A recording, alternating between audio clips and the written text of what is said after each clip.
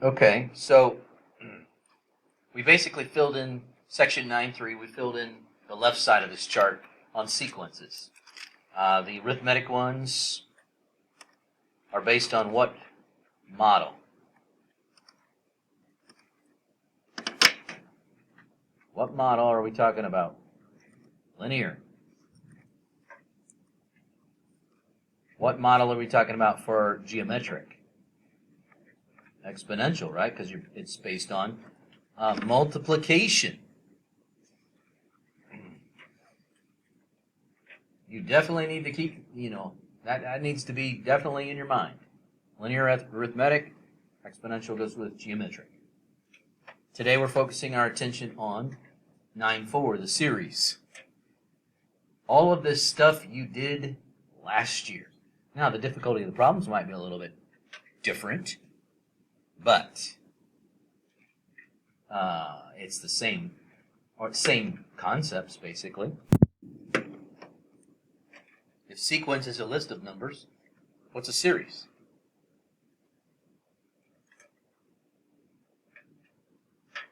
What are we doing in a series that's different than a sequence?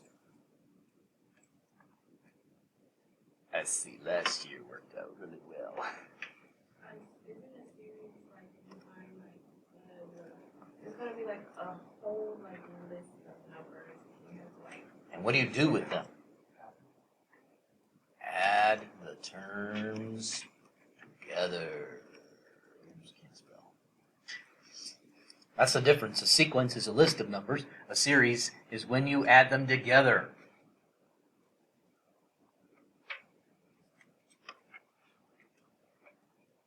Hence your favorite thing in the world, summation notation.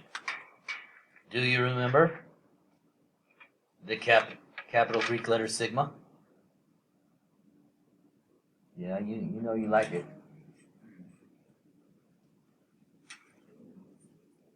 Nope.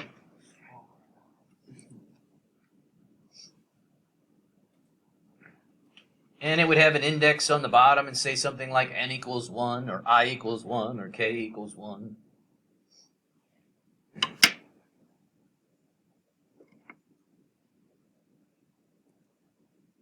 What's so significant about this 1 is we're saying that we're starting with the first term.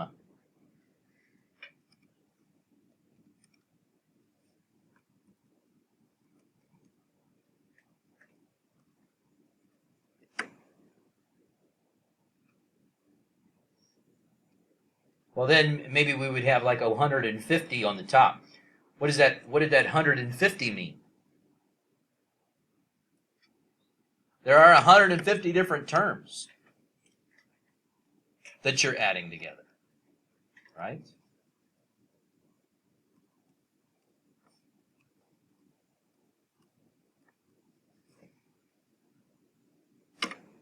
And then, of course, there was some sort of formula in here to find the values of the term.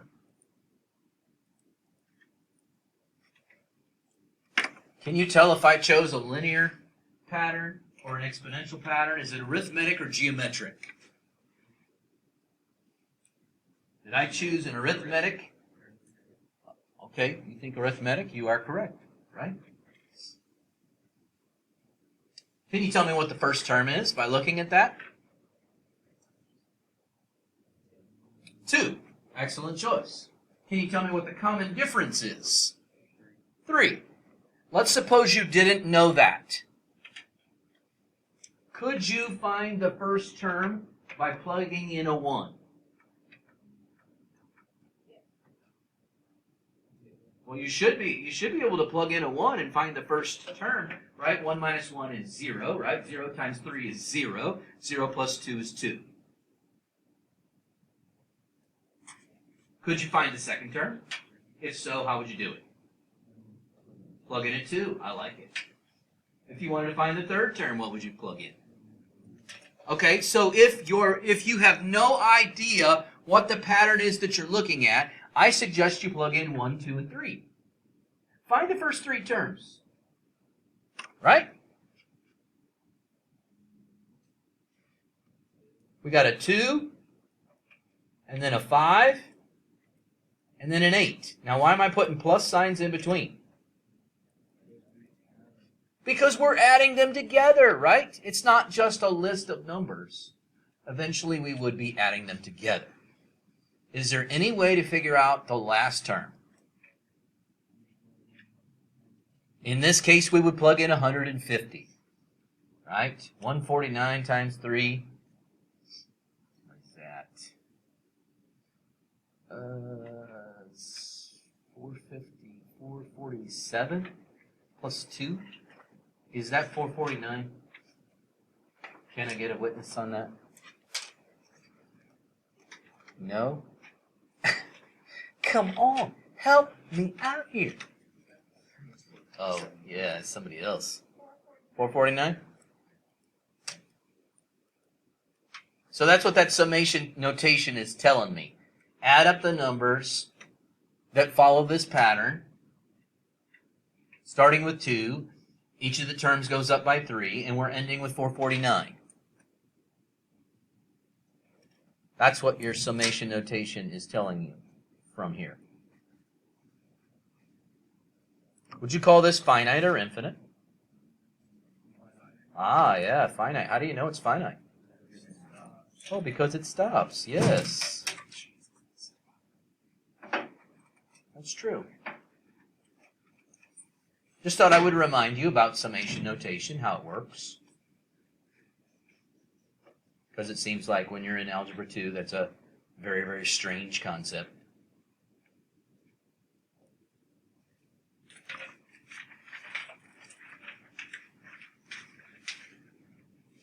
So in the late 1700s, there was this kid named Carl Gauss, mathematical genius. You have heard of one of his famous theorems. It's called Gaussian Elimination. Now, I know in Algebra 2 we abbreviate it and just say elimination, but Gaussian Elimination came from this guy. This guy's the one that came up with it. He is smart, okay? Now, he's also known on the street as Little Carl. That's his rap name. If you mention that in the resource room, they probably will give you a weird look. Anyway, so this kid's in the first grade. He gets in trouble. His teacher thinks, okay, I'm keeping this kid inside for recess. And this kid's going to have to add the numbers from 1 to 100. The integers from 1 to 100. That'll take some time, right? The kid walks up and writes 5,050. Now, this kid's a mathematical genius. This ain't no, average first grader. So how the heck did little Carl do this? I know. But we need to see what little Carl saw.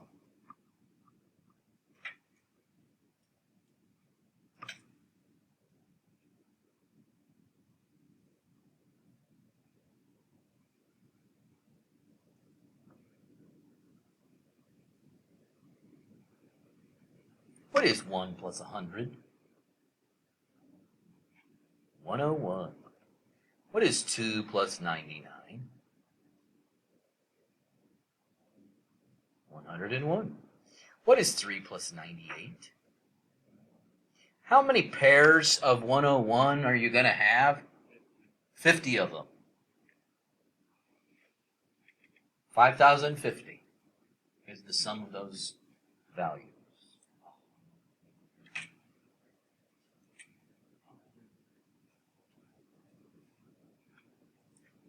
Yes, sir. Oh, you're close. You are very close.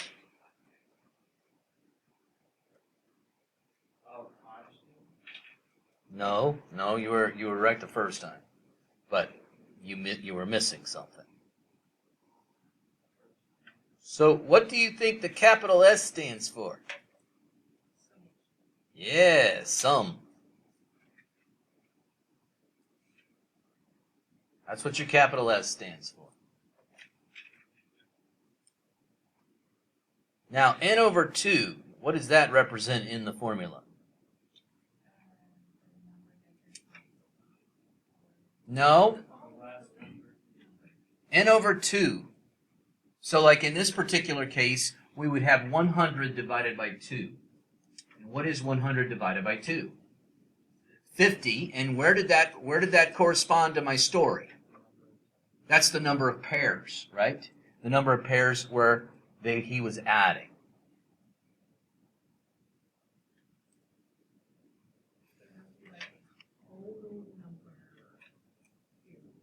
Now, S represents your total sum.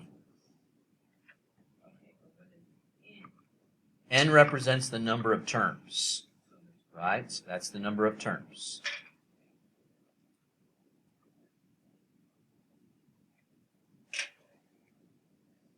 So the N over 2 would be the number of pairs, right?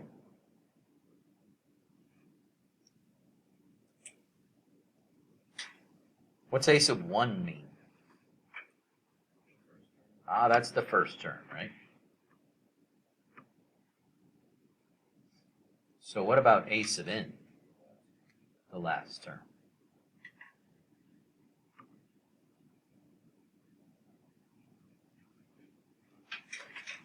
Little Carl's formula is extremely useful, folks. In fact, we should go back and add it to our chart.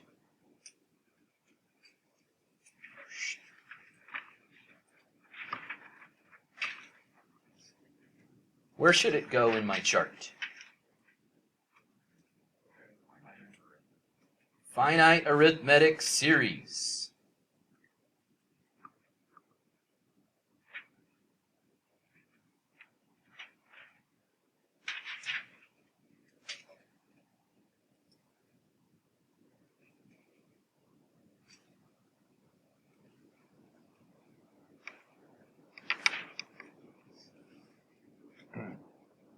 So that series that we were describing a few minutes ago, well, I guess I can use little Carl's example, right? Notice that on the right of that it says infinite arithmetic series. So I'll just use little Carl's example of adding the numbers from 1, but we're not going to stop at 100. We're going to go to infinity. 1 plus 2 plus 3 plus 4 plus 5, all the way to infinity. Can you find that sum for me? This Kahoot says no. 1 plus 2 plus 3 plus 4 all the way to infinity. Can you add up all those numbers? No. That's right, folks. Because an infinite arithmetic series is not possible to be added together. So there is no formula that I'm going to give you for that. If I were to ask you an infinite arithmetic series question, it would be a no solution, move to the next question situation. Right? Because it's a trap. You're exactly right. There's no way to find a sum for that. Yes. Isn't there a thing where it's like long equation and it's like divided, so like it's like one number and then parentheses instead of that squared and then on the bottom is something like that? Do you know what I'm talking about? It's not ringing a bell at the moment. But if you find it or you see it, now when we get to the geometric stuff, maybe it's something that you're thinking of from the geometric. It's right here. It's finite. Okay. It's not squared, but it's like that's what I was trying to I was just trying to figure it out. No, that's fine. Because a lot of this is review, so some of it should be coming back to you. Now, I'm not into making more formulas for you, but I will show you this.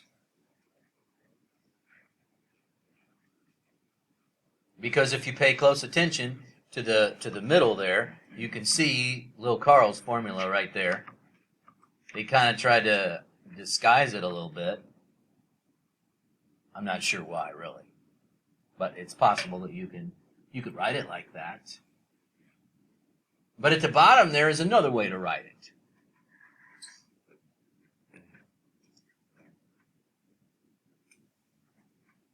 A sub n equals A sub 1 plus D times n minus 1.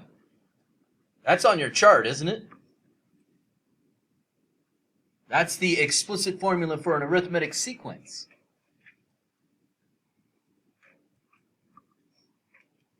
What would happen if I took this and replaced A sub n with it? Just substituted that in. Guess what you get? You get something that looks like this. That's all they did, was they took Lil Carl's formula and they substituted something in.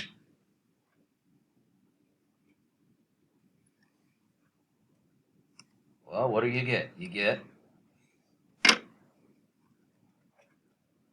you know what, I'll use, it just shows up.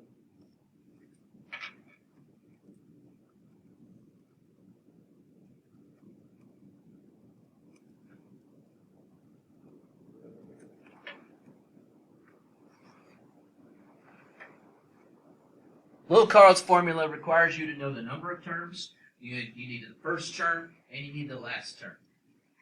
What is noticeably missing in the purple section that I highlighted? Do you need to know the number of terms from the purple? Is n still in your equation? Yes. Do you need to know the first term? Is that still in the equation? What is noticeably missing? The last term. So some people like this particular formula because they do not need to know the last term.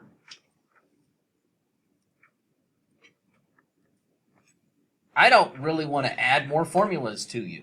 It is unnecessary because we have the explicit formula, we have Lil Carl's formula, you just put them together.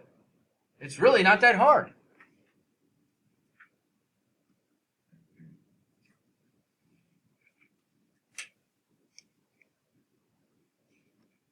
But that's all that they're showing you in this particular example, is they substituted in and they found something that did not rely on you knowing the last term. It's easy to find the last term, folks. Like, for instance, in that other example, was it easy to plug in 150 and come up with 449? You typed it on your calculator, right? I mean, it wasn't terrible.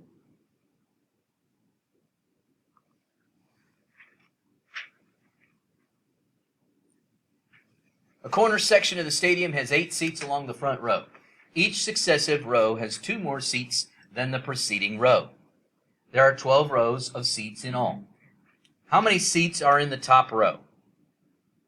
Are they looking in part A for a value in a sequence or a sum of values? How many seats are in the top row? Is it just a value in a list? Or is it a whole bunch of values that I'm adding together?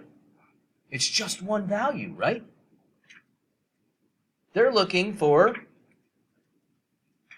the 12th term of the sequence. Well, by the way, they're adding 2 more seats to every row. Is that arithmetic or geometric? Right, that's arithmetic.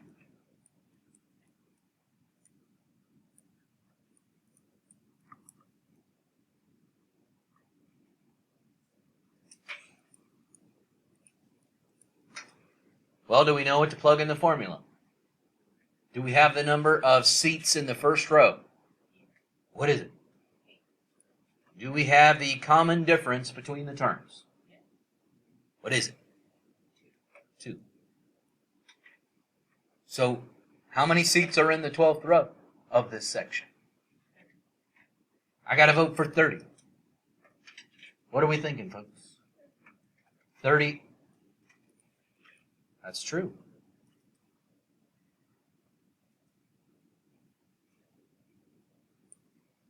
But then in part B, it says, how many seats are in the entire section? Is that a sequence or a series? That's a series, isn't it?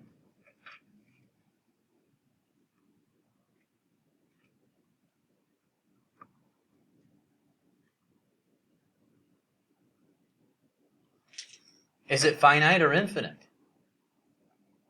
It better be finite, or else that's one doggone big stadium. Never mind.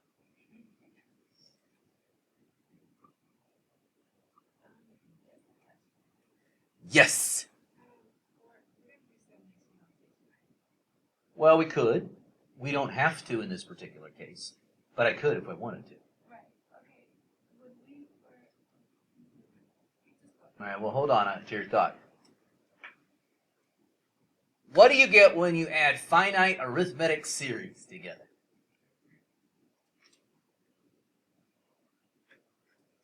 Or more importantly, whom do you get? Lil Carl, thank you very much.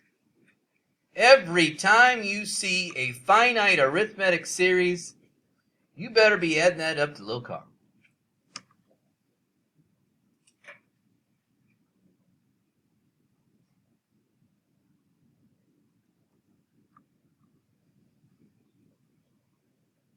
We are adding 12 rows together for part B here. We've got 12 over 2. Does anybody know the first term? 8. Does anybody know how many seats are in the last row? 30. Why do you think they just had you figure it out? So that you could use it in Lil Carl's formula. Okay, figure out how many seats you've got in that section. Yes. Check it, yeah, check it in here. See what they give them a chance.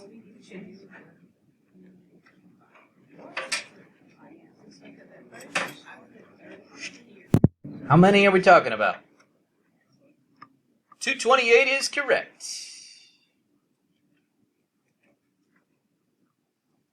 Understand the difference between a sequence and a series. When are you finding just one entry? When are you adding them all up?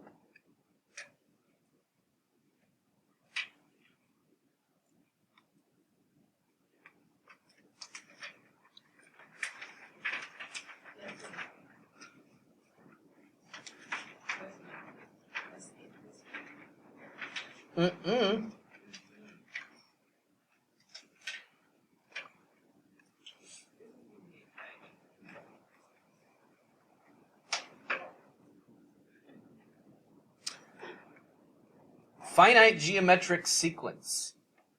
How can you know that when you look at this, it's finite? Has an ending, doesn't it?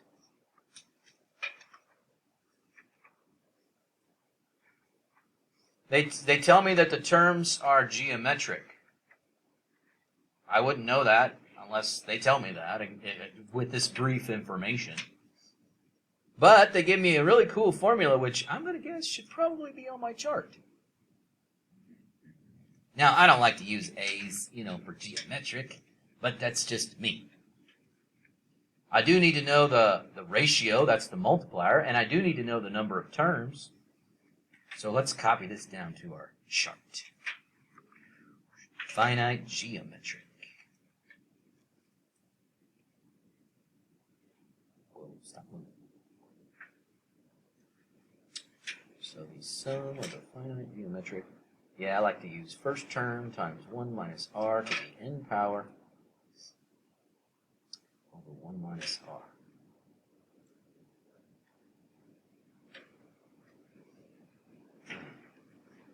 So just 3 things that I need to know in order to find the sum of the geometric.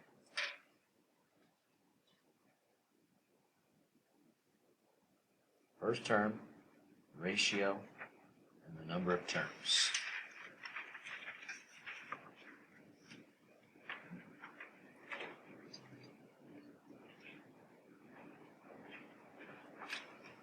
Do we know the first term? Find the sum of the geometric sequence, blah, blah, blah, blah, blah. Do we know the first term? Yep, what's the first term? 4. Okay, that's cool. The ratio can be found by doing what?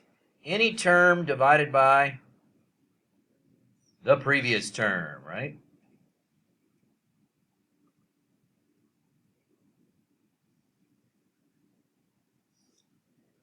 Now, in our particular example, instead of writing it vertically, I'm going to write it horizontally. I know. Dun, dun, dun.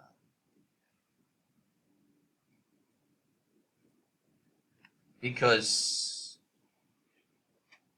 it's got fractions. Any term divided by the previous term. Back in middle school, you probably did what? With fractions and division. You changed it to multiplication and flipped the second one, didn't you? Do you see anything that might cancel? The 4s. So what is the multiplier in this case? Negative 1/3. Now you might have looked at the situation that you were given. Maybe you even realized it was negative 1/3. But in case you don't, any term divided by the previous term tells you your multiplier. Say it again. In this particular case, yes. If I might give you another one on a test, and it would not be very obvious, and you would need to know how to divide. How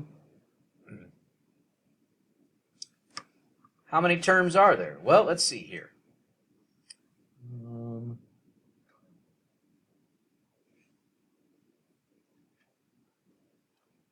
We've got the first term is 4.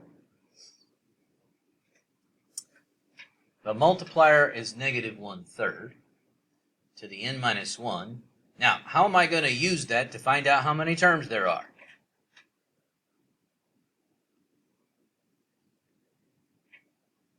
What am I going to compare this to? How about that last term?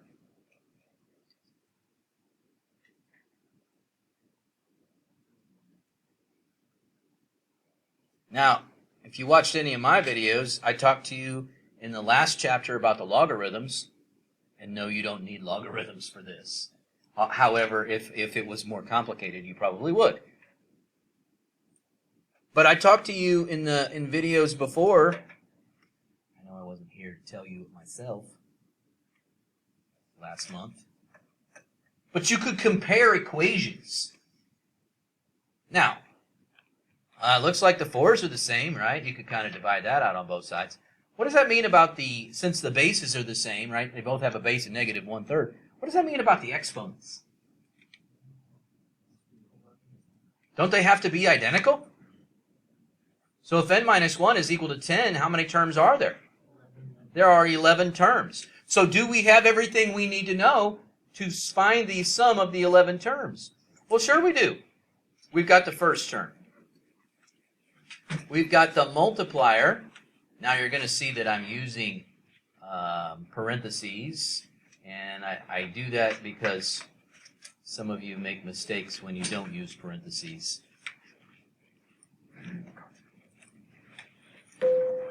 And your sum here, believe it or not, is just a little over 3. I would probably, because it rounds so unusually, I would probably just take it if you said approximately 3. When you type that in on a calculator, you should get this very, very, very close value to 3. And I will continue this video after school, and you can watch the rest while I talk to myself in an empty classroom. Okay, so I know we just finished page 6. I'll come back to page 7 and 8, although they are not the most important things for us as far as testing are concerned. But I will come back to 7 and 8. I want to go to page 9 right now. Is it possible that you can add an infinite number of terms in a geometric series? That's the question we're going to answer. Okay, so let's suppose we had a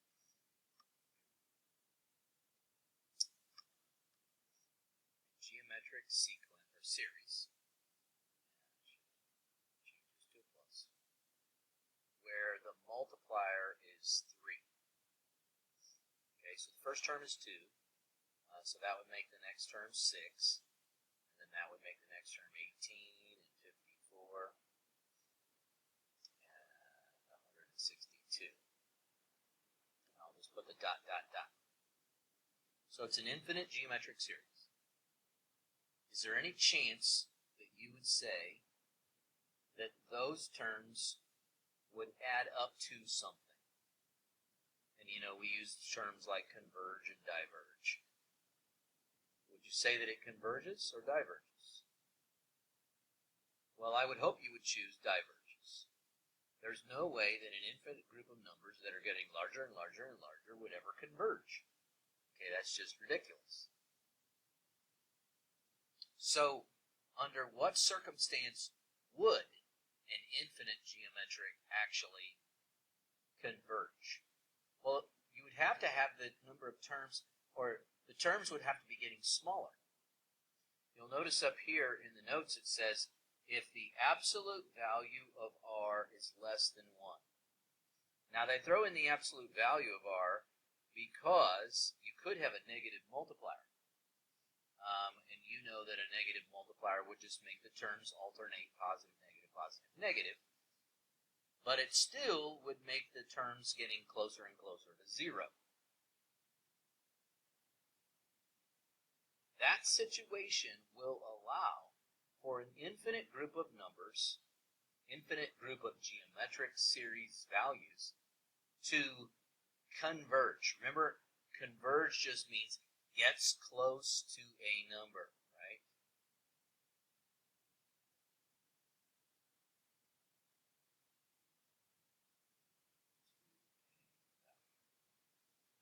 That's all that means.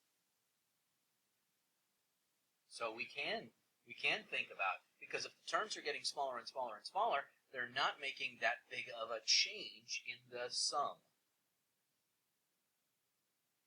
So would this one work? Well, yeah, because the multiplier is 0.75.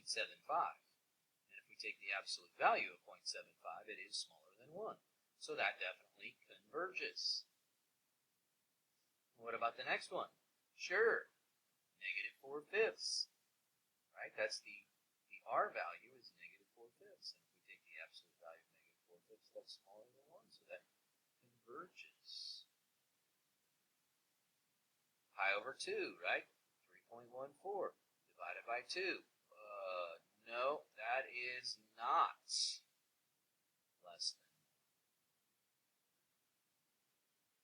Therefore, that one diverges. What about letter D? We're multiplying by the top by 1 and the bottom by 2.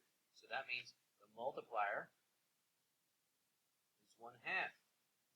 If we take the absolute value of that, yes, we do get less than 1. So this does converge. It says if it converges, give the sum.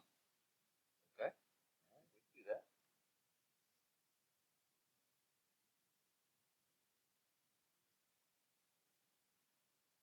So for letter A, notice the formula here. First term over 1 minus r. That's much simpler than even the finite formula. First term over 1 minus r.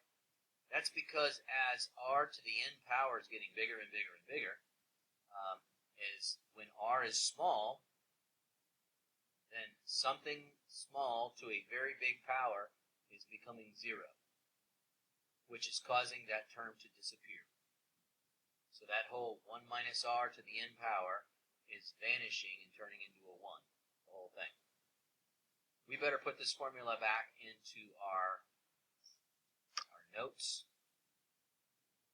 Back here at the beginning, the infinite geometric, if the absolute value of r is less than 1, then it converges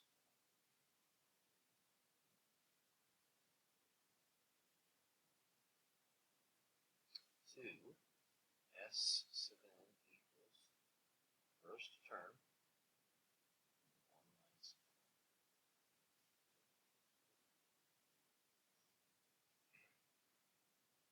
So under that circumstance, then you can use that formula.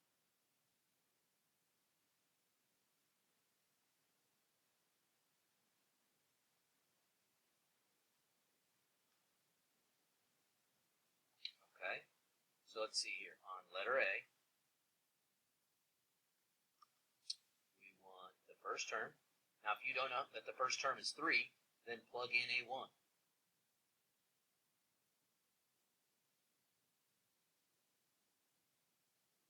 Okay? So if I plug in a 1, I get 3 for the first term over 1 minus r, but the r value is 0.75. So that's 3 divided by 0.25. 3 divided by 0.25, I believe, is 12. So that converges to 12. If you add up gobs and gobs and gobs and gobs and gobs of numbers, you're going to get closer and closer and closer to 12.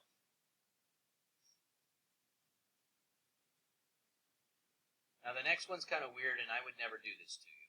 So I will modify what I see. I would never. Okay, they're saying start with 0. Now I wouldn't do that to you, but okay. We're going to plug in a 0 for part B. Because remember, we need to find the first term. And they're saying start with n equals 0. I don't know why they would want to do that, but if I take this to the 0 power, I get 1. So this is my first term. The multiplier is negative 4/5, and that does fit the criteria as we talked about before. So the infinite sum, oh, I should have put that. I should have put that infinite sum. Why did I do that on the last? Oh my goodness. I got to go back and fix that.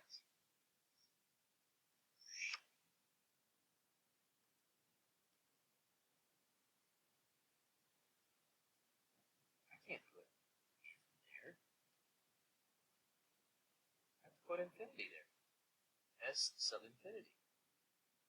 Seriously, why would I do that? It's so wrong.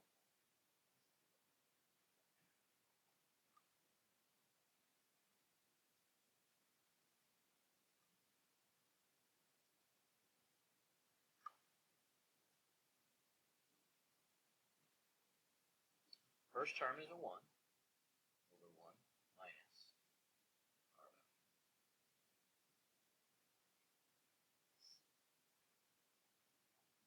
So that would be 1 divided by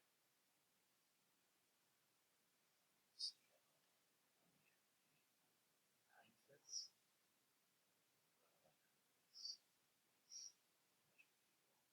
5/5. So that's all the terms add up to 5 over 9, which is approximately 0.5 repeating. And you're probably wondering, well, how in the world? You started with a 1. How in the world can you end up with a sum that's less than 1? You keep adding an infinite number of terms to it. Well, I know, but remember, they keep getting smaller. You got positives and negatives. And that very first negative, right? So 1 is the first term, but the second term is negative 4/5. So that immediately drops it down quite a bit. And so over time, it will get closer and closer to 5/9. C, we already said diverges. D, the infinite sum. First term is, obviously, you can see that's a 1. And we know that 1/2 is the multiplier. So that's 1 divided by 1 minus 1/2 is 1/2, which is 1 times 2, which is 2.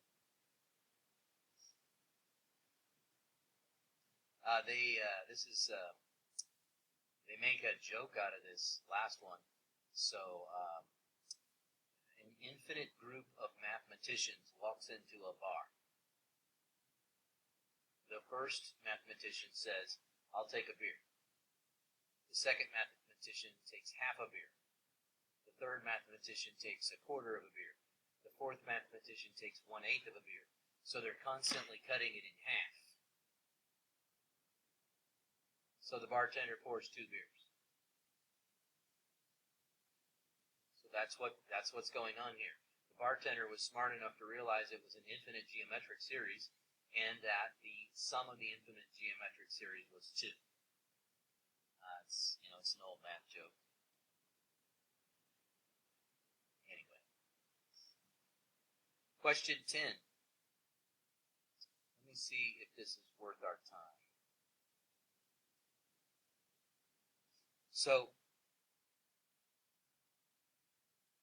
they're saying express 0.234 repeating in fraction form. What they want you to notice is that you can write it as a geometric sum. 0.234, 0.000234, 0.00000234.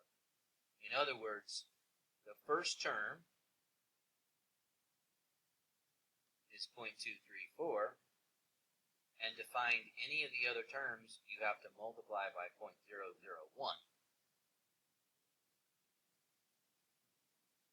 Now, if this were, let's say it was 0.23 repeating like that, then your first term would be 0.23, and your multiplier would be 0.01, because you're only repeating 2 digits each time. So the infinite sum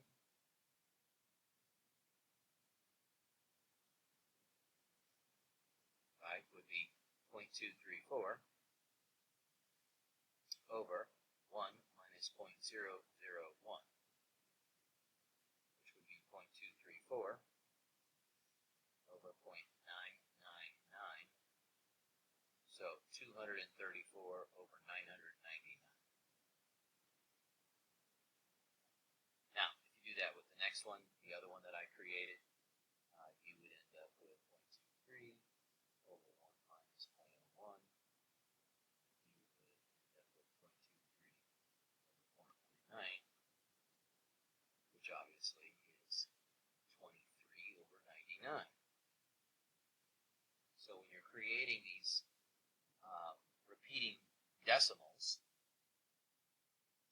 and you're repeating a certain digit pattern, you can take that number over 999, or 99, or 9, or 9,999, depending on how many digits are being repeated. Now, can you reduce some of these? Sure, you can reduce some. I don't want to waste the time to try. I mean, I don't even know. 234, let's see. 3 go into that. 5 plus 4 is 9. Yes, I could reduce that one. 3 does go into it.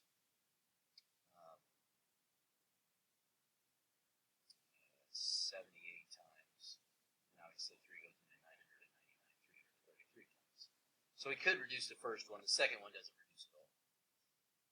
I'm not worried about reducing things. Okay, back to the slides for 7 and 8. Because this infinite series, this is a more generic topic. It's about what we call partial sums. So we could say the sum of one term, and then we could talk about the sum of 2 terms. These are called partial sums. When you're adding one more term, they are obviously finite. When you're just continuing to add one more term. Now, what they really want you to focus on is looking at this group of sums, these partial sums, and they want to know, hey, is this converging or diverging? Now, the reason I say this is more generic is because they're going to basically give you all kinds of different formulas that, maybe arithmetic, they're not going to be geometric. They're going to be oddballs. Okay, so in the next set of examples, we can take a look at some partial sums to see what happens. If we think this group of numbers is getting closer and closer to a value, we say it converges. If it's not getting close to a value, we say it diverges. Okay, so here's the next group of numbers. So, in terms of partial sums, on part A, the first partial sum is 0.1. The second one is 0.11. The third one is 0.111. Notice all I'm doing is I'm adding the next term. These are my partial sums, S1, S sub 2, S sub 3, S sub 4, 0.1, What are we getting close to? We are getting closer and closer and closer to 0.1 repeating. So we can say that the partial sums converge, and in this case they converge to a repeating decimal. Okay, let's look at the next one. Your first partial sum is 10. 10. Then if I add 10 and 20, I get 30. Then if I add 30 and 30, I get 60. Then if I add 60 and 40, I get 100. I don't think this is getting close to anything. This is a diverge situation. Partial sums are not getting close to anything. Okay, so what about the next one? First partial sum is 1.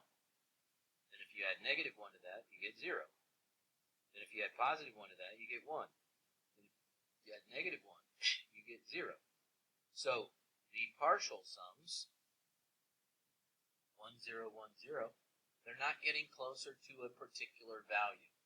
This also diverges. We are not going to spend a bunch of time on partial sums, but I did want to show them to you.